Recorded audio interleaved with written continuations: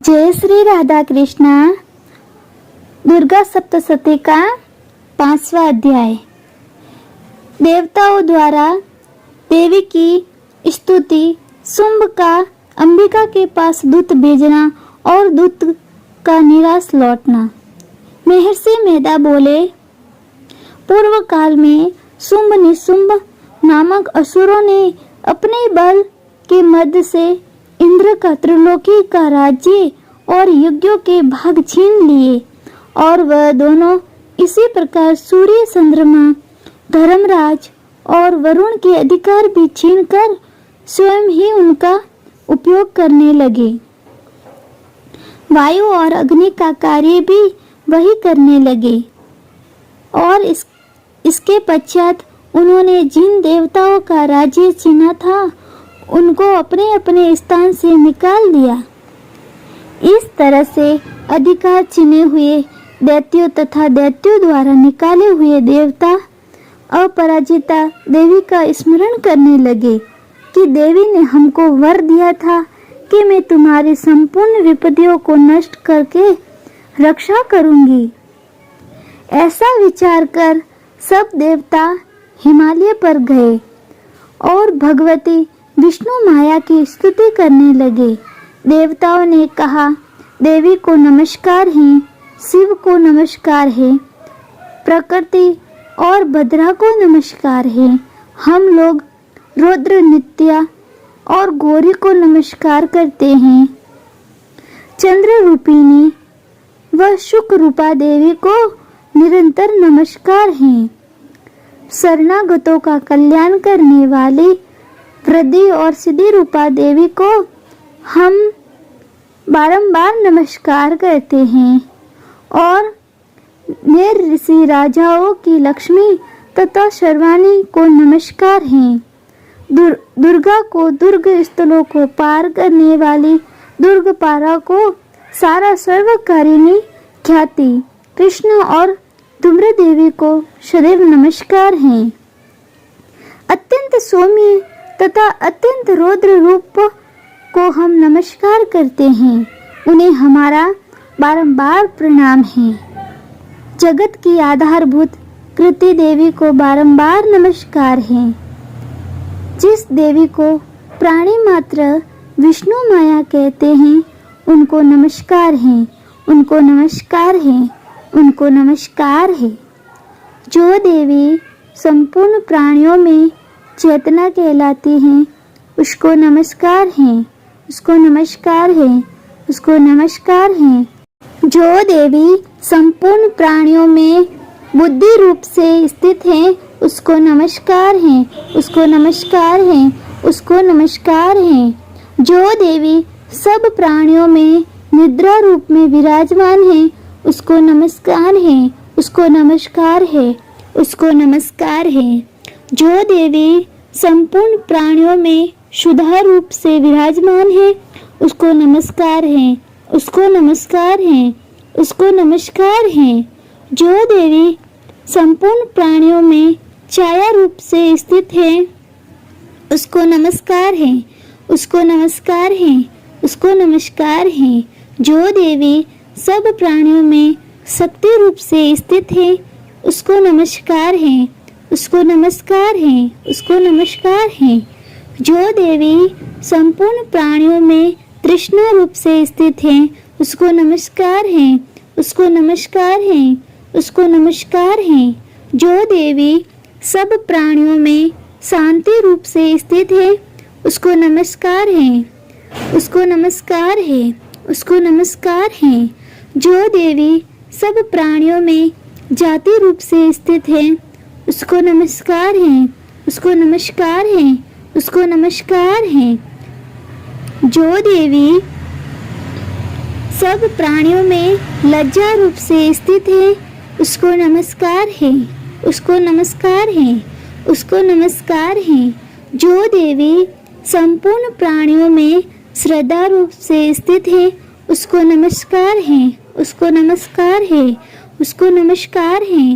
जो देवी संपूर्ण प्राणियों में क्रांति रूप से स्थित है, जो देवी सब प्राणियों में लक्ष्मी रूप से स्थित है, उसको नमस्कार है, उसको नमस्कार है, उसको नमस्कार है। जो देवी संपूर्ण प्राणियों में वृत्ति रूप से स्थित है, उसको नमस्कार है, उसको नमस्कार है, उसको नमस्कार है। जो देवी सब प्राणियों में स्मृति रूप से विराजमान है, उसको नमस्कार है, उसको नमस्कार है, उसको नमस्कार है। जो देवी सब प्राणियों में दया रूप से स्थित है, वो उसको नमस्कार है, उसको नमस्कार है।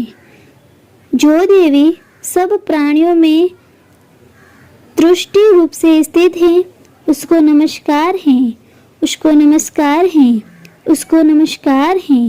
जो देवी संपूर्ण प्राणियों में मात्र रूप में स्थित है, उसको नमस्कार है, उसको नमस्कार है, उसको नमस्कार है।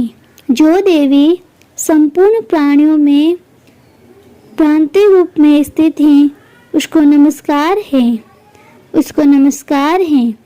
जो देवी चैतन्य रूप से इस संसार को व्याप्त करके स्थित है, उसको नमस्कार है, उसको नमस्कार है, उसको नमस्कार है। पूर्व काल में देवताओं ने अपने अभिष्ट फल पाने के लिए जिसकी स्तुति की है और देवराज इंद्र ने बहुत दिनों तक जिसका सेवन किया है, वह कल्याण की साधना भूता ईश्वरी हमारा कल्याण और मंगल करे तथा सारी विपत्तियों को नष्ट कर डाले। असुरों के सताए हुए हम संपूर्ण देवता उस परमेश्वरी को इस समय नमस्कार करते हैं तथा जो भक्ति पूर्वक स्मरण किए जाने पर तुरंत ही सब विपत्तियों को नष्ट कर देती है, वह जगदम्बा इस समय भी हमारा मंगल करके हमारी समस्त विपत्तियों को दूर करे। महर्षि मेधा ने कहा, हे राजन, इस प्रकार जब देवता स्तुति कर रहे थे तो उसी समय पार्वती देवी गंगा में स्नान करने के लिए आई। तब उनके शरीर से प्रकट होकर शिवा देवी बोली, शुंभ दैत्य के द्वारा स्वर्ग से निकले हुए और निशुंभ से हारे हुए ये देवता मेरी स्तुति कर रहे हैं। पार्वती के शरीर से अंबिका निकली थी, इसीलिए उसको संपूर्ण लोक में कौशिकी कहते हैं।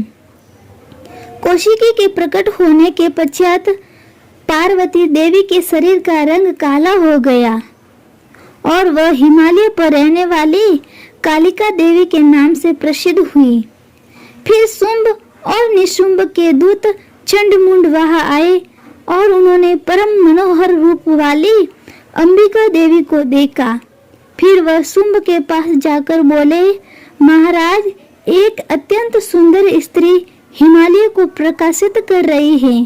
वैसा रंग रूप आज तक हमने किसी स्त्री में नहीं देखा है। असुरेश्वर, आप ये पता लगाए कि वह कौन है और वह उसको ग्रहण कर ले। वह स्त्री स्त्रियों में रत्न है। वह अपनी क्रांति से दसों दिशाओं को प्रकाशित करती हुई वहां स्थित है, इसलिए आपका उसको देखना उचित है। हे प्रभु, तीनों लोकों के हाथी, घोड़े और मणि इत्यादि जितने रत्न हैं, वह सब इस समय आपके घर में शोभायमान हैं।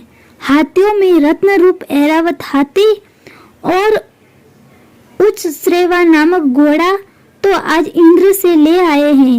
हंसों द्वारा जूता हुआ विमान जो कि ब्रह्मा जी के पास था, अब भी आपके पास है। और ये महापद नामक खजाना आपने कुबेर से छीना है। समुद्र ने आपको सदा खिले हुए फूलों की किंचकलिनी नामक माला दी है। वरुण का कंचन की वर्षा करने वाला सत्र आपके पास है। रथों में श्रेष्ठ प्रजापति का रथ भी आपके पास ही है। हे दैत्येंद्र, मृत्यु के उत्क्रांति का नामक शक्ति भी आपने छीन ली है और वरुण का पास भी आपके भ्राता निशुंभ के अधिकार में है। और जो अग्नि में न जल सके ऐसे 2 वस्त्र भी अग्निदेव ने आपको दिए हैं। हे दैत्यराज, इस प्रकार सारी रत्न रूपी वस्तुएं आप संग्रह कर चुके हैं, तो फिर आप ये कल्याणकारी स्त्रियों में रत्न रूप अनुपम स्त्री आप क्यों नहीं ग्रहण करते? महर्षि मेधा बोले। चंड मुंड का ये वचन सुनकर शुंभ ने विचारा कि सुग्रीव को अपना दूत बनाकर देवी के पास भेजा जाए। प्रथम उसको सब कुछ समझा दिया और कहा कि वहां जाकर तुम उसको अच्छी तरह से समझाना और ये उपाय करना जिससे वह प्रसन्न होकर तुरंत मेरे पास चली आए। भली प्रकार समझा कर कहना। दूत सुग्रीव पर्वत के उस रमणीय भाग में पहुंचा जहाँ देवी रहती थी। दूत ने कहा, हे देवी, दैत्यों का राजा शुंभ जो इस समय तीनों लोकों का स्वामी है, मैं उसका दूत हूँ और यह तुम्हारे पास आया हूँ। संपूर्ण देवता उसकी आज्ञा एक स्वर से मानते हैं। अब जो कुछ उसने कहला भेजा है वह सुनो। उसने कहा, इस समय संपूर्ण त्रिलोकी मेरे वश में है और संपूर्ण युगों के भाग को पृथक पृथक मैं ही लेता हूँ और तीनों लोकों में जितने श्रेष्ठ रत्न हैं वह सब मेरे पास है। देवराज इंद्र का वाहन ऐरावत मेरे पास है जो मैंने छीन लिया है। उच्चैश्रवा नामक घोड़ा जो क्षीर सागर मंथन करने से प्रकट हुआ था उसे देवताओं ने मुझे समर्पित किया है। हे सुंदरी, इनके अतिरिक्त और भी जो रत्न आभूषण पदार्थ देवताओं के पास थे वह सब मेरे पास है। हे देवी, मैं तुम्हें संसार की स्त्रियों में रत्न मानता हूँ क्योंकि रत्नों का उपभोग करने वाला मैं हूँ। चंचल कठाओं वाली सुंदरी, अब ये मैं तुझ पर छोड़ता हूँ कि तुम मेरे या मेरे भाई महापराक्रमी निशुंभ की सेवा में आ जाए। यदि तू मुझे वरेगी तो तुझे अतुल महान ऐश्वर्य की प्राप्ति होगी। अतः तुम अपनी बुद्धि से ये विचार कर मेरे पास चली आओ। महर्षि मेधा ने कहा, दूत के ऐसा कहने पर संपूर्ण जगत का कल्याण करने वाली भगवती दुर्गा मन ही मन मुस्कुराई और इस प्रकार कहने लगी। देवी ने कहा, हे दूत, तू जो कुछ कह रहा है वह सत्य है और इसमें एक भी झूठ नहीं है। शुंभ इस समय तीनों लोकों का स्वामी है और निशुंभ भी उसी की तरह पराक्रमी है, किंतु इसके संबंध में जो प्रतिज्ञा कर चुकी हूँ उसे मैं कैसे झूठा कर सकती हूँ। अतः तुम मैंने जो प्रतिज्ञा की है उसे सुन। जो मुझे युद्ध में जीत लेगा और मेरे अभिमान को खंडित करेगा तथा बल में मेरे समान होगा वही मेरा स्वामी होगा। इसलिए शुंभ अथवा निशुंभ यहाँ आए और युद्ध में जीतकर मुझसे विवाह कर ले। इसमें भला देर की क्या आवश्यकता है। दूत ने कहा, हे देवी, तुम अभिमान में भरी हुई हो, मेरे सामने तुम ऐसी बात न करो। इस त्रिलोकी में मुझे तो ऐसा कोई दिखाई नहीं देता है जो कि शुंभ और निशुंभ के सामने ठहर सके। हे देवी, जब अन्य देवताओं में से कोई शुंभ व निशुंभ के समान युद्ध में ठहर नहीं सकता तो तुम जैसी स्त्री उनके सामने रणभूमि में ठहर सकेंगी। जिन शुंभ आदि असुरों के सामने इंद्र आदि देवता नहीं ठहर सके तो फिर तुम अकेली स्त्री उनके सामने कैसे ठहर सकेंगी। अतः तुम मेरा कहना मानकर उनके पास चली जाओ, नहीं तो जब वह तुम्हें केस पकड़कर घसीटते हुए ले जाएंगे तो तुम्हारा गौरव नष्ट हो जाएगा। इसलिए मेरी बात मान लो। देवी ने कहा, जो कुछ तुमने कहा ठीक है। शुंभ और निशुंभ बड़े बलवान हैं, लेकिन मैं क्या कर सकती हूँ।